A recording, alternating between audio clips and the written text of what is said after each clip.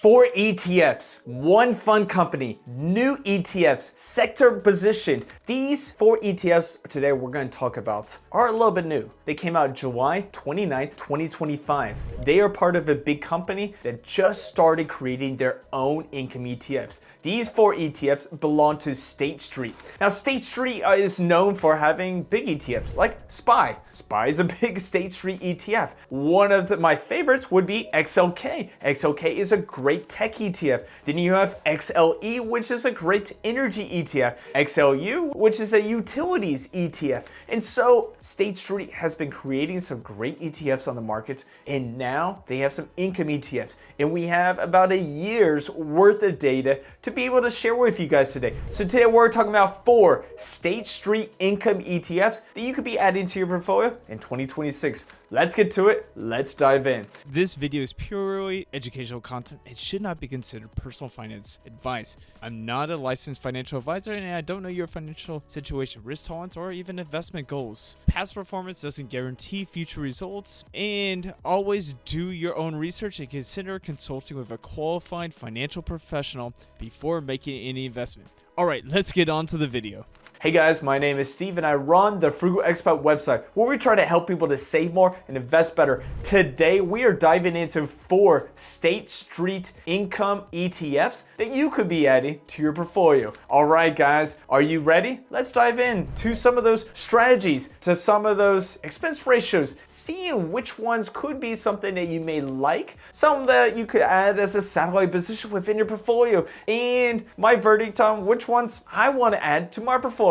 All right, guys, let's get to it. Now, with these ETFs, we're going to be diving into 4 of them. We're going to be talking about XLEI. We're going to be looking at XLKI. We're going to be looking at XLUI and XLRI. Now, these 4 ETFs track XLEI, tracks energy. Then you have technology. You also have utilities, and you also have real estate. Now, in 2025, State Street came out with 11 income-based ETFs, and now they're hitting the market pretty hard. They have an expense ratio of 0.35%, meaning cost $35 for every $10,000 invested. And so you're getting some cheap, good funds. You're getting a huge company that's got lots of assets under management. So you probably do not have to worry about some of these being liquidated. These also have some great management behind it. And they're also part of some of our favorite utilities and sector ETFs. And so this could be maybe some good ones that you want to add to your portfolio. If you're looking for energy, there's the energy one. If you're looking for just tech, there's a tech one. And the way they design these is they already have kind of the ETFs. And so what they're doing is they're just throwing some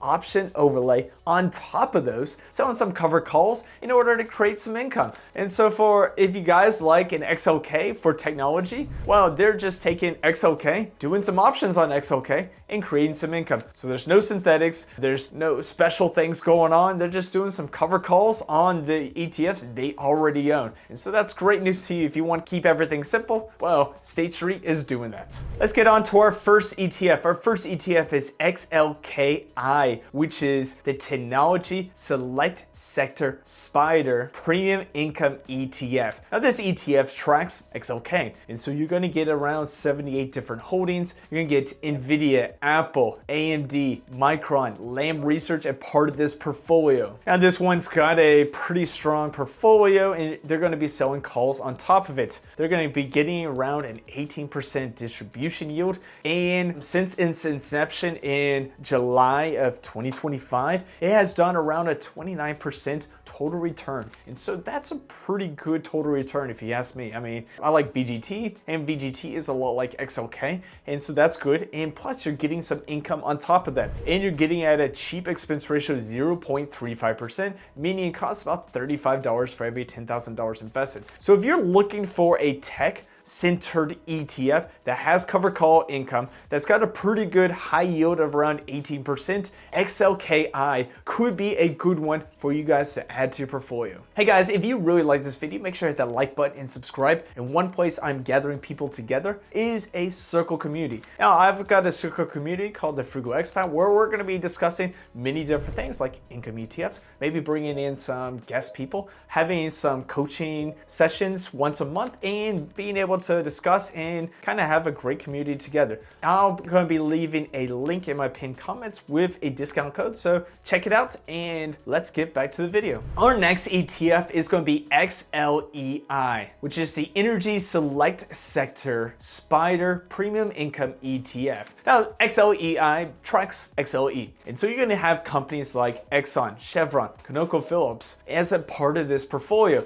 And so when oil and everything spikes, this is actually going to grow. But what all these actually have as well is they're going to have some high dividend paying companies within its portfolio, and it's also going to have some covered calls on top of it. So the yield is sitting around at 21.7%. And so you're getting a pretty good high yield, but you're also getting some dividends as well. The yield altogether is going to be that 2.56% from the dividends, and you're also getting the covered calls, making it that 21.7%.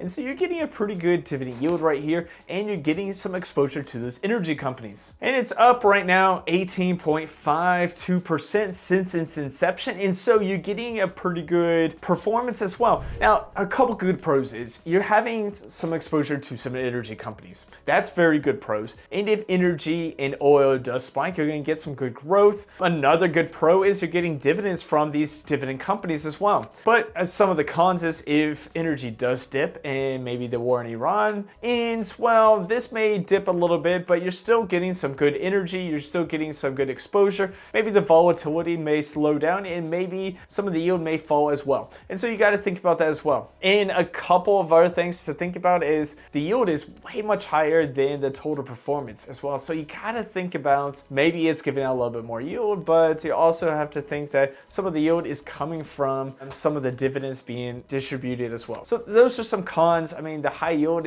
could be a con because you could have some NAV erosion just depending on how this ETF continues to grow. Our next ETF is XLUI, which is the Utilities Select Sector Spider Premium Income ETF. Now this ETF tracks XLU, which is the utilities version of all these other ETFs. Now this is going to have the lowest yield on this list. It's got a 14.90% yield, but it's also got a 2.40% 30-day SEC yield. And so it's getting about 2.40% from the underlying assets, and it's also going to make some income with some cover the calls, giving it that 14.90% rate. And so that's pretty good. If you're looking for some exposure to yield utilities instead of having all the exposure in the NASDAQ or in the tech, XLUI could be a good ETF to add to your portfolio. Now, a couple of things about XLUI that you may probably not know of is utilities don't really rise that much with growth. And so this one's only up around a little bit over 10% since its inception in growth, but it's also giving out that 14.9% yield.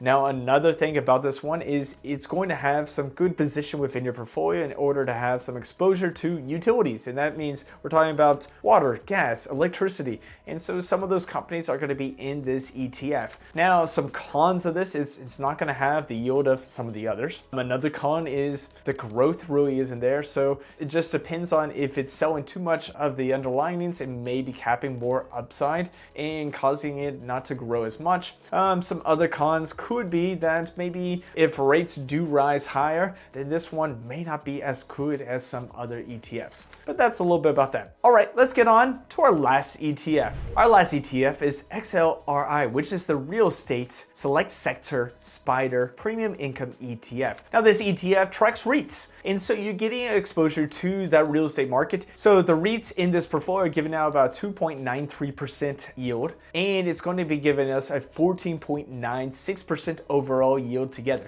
And so you're getting a pretty good exposure to the real estate market. You're also getting some good yield, and you're also getting some good dividends. And so if you're looking for real estate to be a part of your portfolio as maybe a satellite and you don't want to own real estate, well, this could be a good one. If you already have some REITs, you probably know about some of the tax inefficiencies and also some parts of it that may be not so good with growth. But this could be a good one where exposure to some real estate could be good for your portfolio. Now, I just mentioned a lot of pros. Some cons to this is the growth has only been around 4.9% since its inception. And so that's probably not as good as some of the others. And so that could be a con. Maybe the tax inefficiency could be there. But if you're looking for a good real estate one, this ETF could be that one for you. Now, each one of these ETFs is going to have some return of capital, and so that brings out about some good tax efficiency. Now, not each one is the same, and so you gotta just take a look at your 1099, look at the 191-A form for each ETF,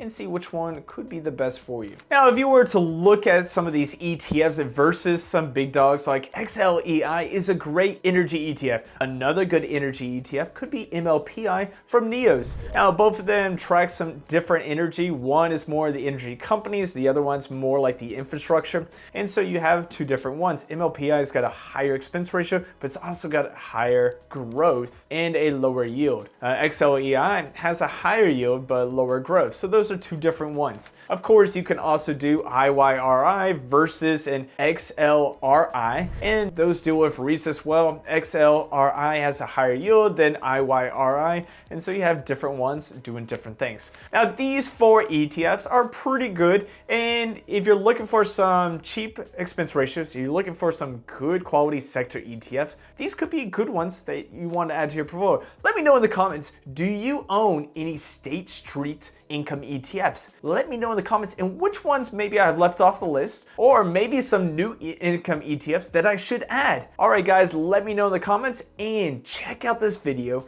on some great 8-fund portfolio from NEOS up here. And I'll see you guys in our next video.